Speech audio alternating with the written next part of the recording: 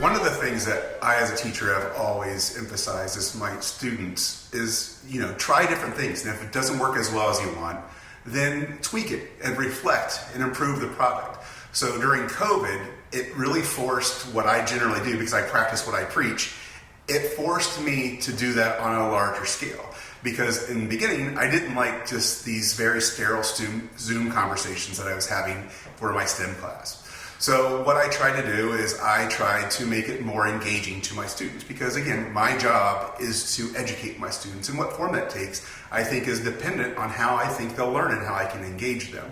I tried a lot of different approaches. So like it started off where I had a Rube Goldberg contest, where I built a Rube Goldberg in my garage, we recorded it, and we put it online, and we had an online discussion on Google Classroom.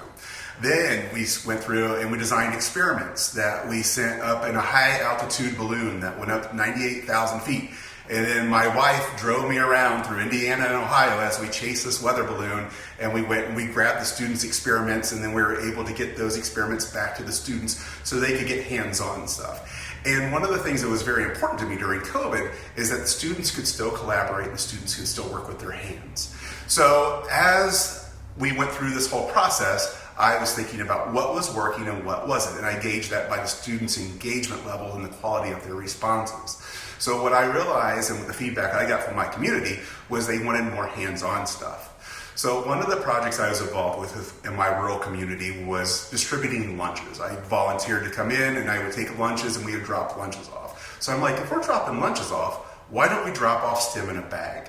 So what then we started to do is I went through and I would go in and I would package these individual little STEM kits, and I would drop them off with the lunches as I went through the community. And we would also have them at the school for even students that weren't in my class if they wanted to engage in a similar activity. So then the activity, I'm like, if this is going to be a virtual experience anyway that the kids are working on by themselves at home or with their families, then let's open it up to the community. So it was a wonderful thing where I was able to come up with a creative solution to the kids, being isolated and going through like Zoom overuse, in my opinion.